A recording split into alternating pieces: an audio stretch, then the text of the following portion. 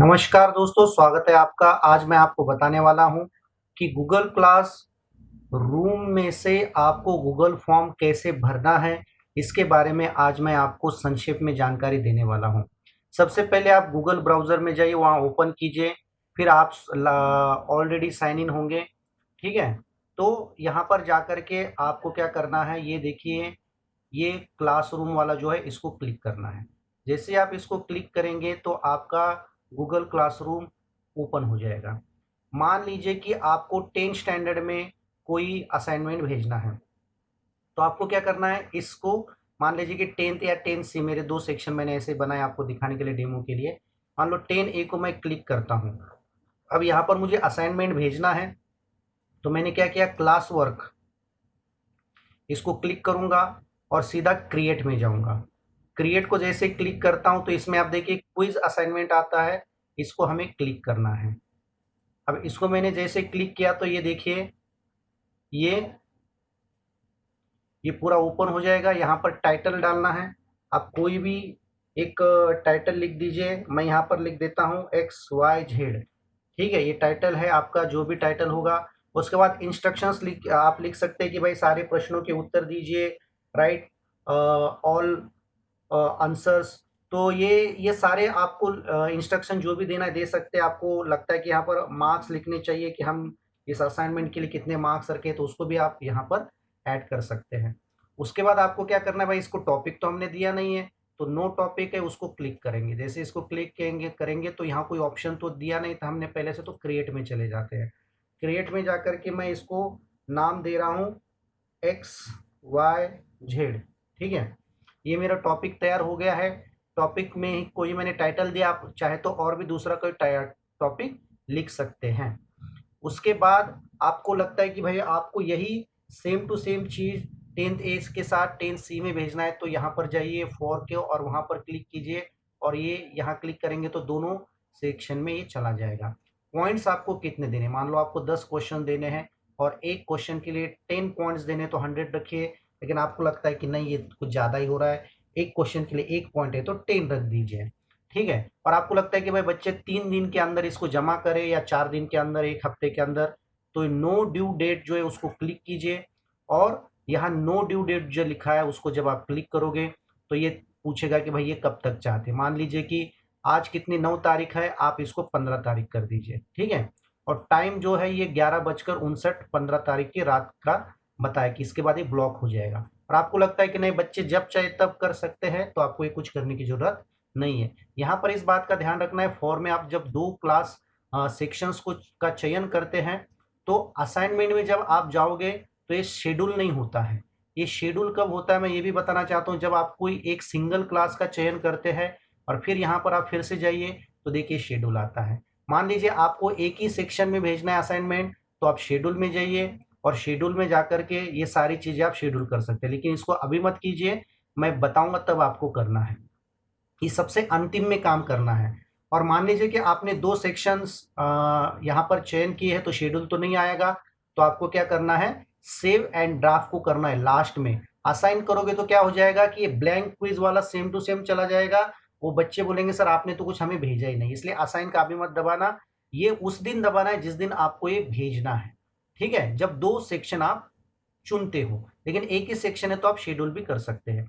सबसे पहले आपको क्या करना है, यहाँ पर ये जो ब्लैंक क्विज लिखा है इसको क्लिक करना है। अब जैसे इसको क्लिक करते तो देखो ये नया विंडो में ओपन हो जाता है। अब ये विंडो में ओपन हो गया है। अब यहाँ पर हम इसको फिलअप करेंगे। सबसे पहले ऊपर के हिस्से में आपको क्या करना है, आपका जो टॉपिक है उसको लिखना है। मान लीजिए बहुत बड़ा आपका टॉपिक है, यहाँ पर सीधा जाइए टाइटल में जाइए, उसको कॉपी कर दीजिए और सीधा सीधा यहाँ पर पेस्ट कर दीजिए। सेम चीज जो रहेगी सेम चीज जो रहेगी वो यहीं यहाँ पर भी रहेगी। इसी को कॉपी पेस्ट आप यहाँ पर कर दीजिए। और डिस्क्रिप्शन में आपको जो भी लिखना है वो लिख सकते हैं, आप तारीख लिख सकते हैं, मार्क्स लिख सकते हैं, जो इंस्ट्रक्शंस देने हैं वो सारी चीजें आप यहाँ पर लिख सकते हैं। आपको लगता है कि भाई क्लास वर्क के अंतर्गत जो इंस्ट्रक्शंस दिए वही सेम टू सेम रखना है, तो वहां से पूरा कॉपी कर दीजिए और यहाँ आकर के पेस्ट कर दीजिए। तो ये आपका जो है स्टार्टिंग का हो गया। उसके पश्चात हम क्वेश्चन बनाएंगे। देखिए कि आप मान लीजिए एक सेक्शन में इसको भेज रहे हैं, तो सबसे पहले रोल नंबर लिखिए, ताकि रोल नंबर से आपको आसानी ये हो जाएगी कि बच्चों की लिस्ट जो बनेगी वो रोल नंबर वाइज बनेगी। तो आपको क्या करना है, सबसे पहले रोल नंबर ऐसे लिखना है और उसमें आप देखिए ये ऑटोमेटिकली शॉर्ट आंसर में कन्वर्ट हो जाता है।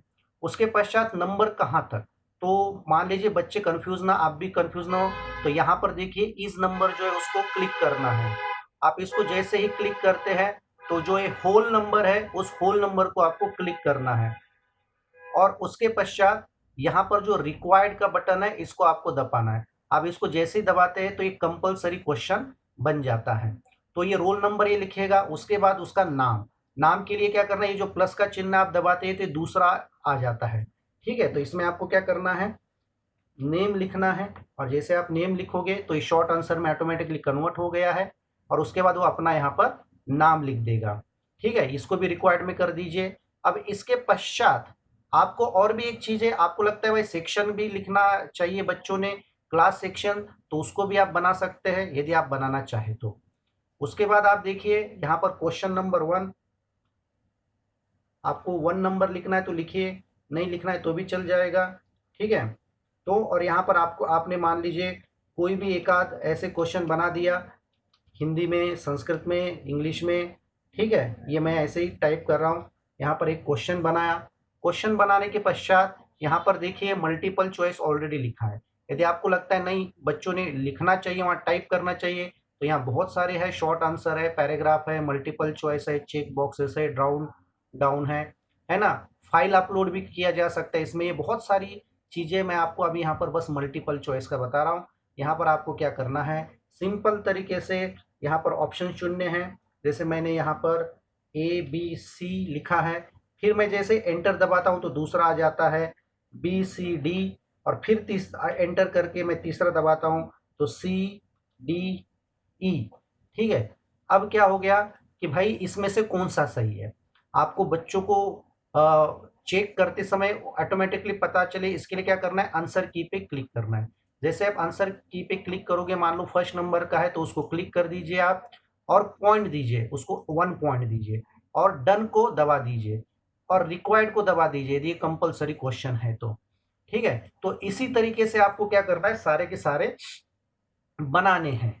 मान लीजिए कि और एक हम क्वेश्चन इसी तरीके से बनाते हैं और ये मान लीजिए आप हिंदी में बनाए, संस्कृत में बनाए, कोई भी किसी में भी आप इसको लिख सकते हैं, है ना। हमारे देश के प्रधानमंत्री कौन है। ठीक है, अभी आपने लिख दिया। अब ये इसमें आप ऑप्शन अलग अलग जो ऑप्शंस रहेंगे इन ऑप्शंस को आप चुन सकते हैं। तो इसमें पहला जो है श्री नरेंद्र मोदी। ठीक है, फिर एंटर दबाइए, इसमें श्री अमित शाह।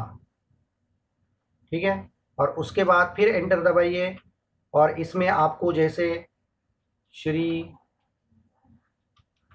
राहुल गांधी। ठीक है, ये 3 ऑप्शन आपने लिख दिए इसमें।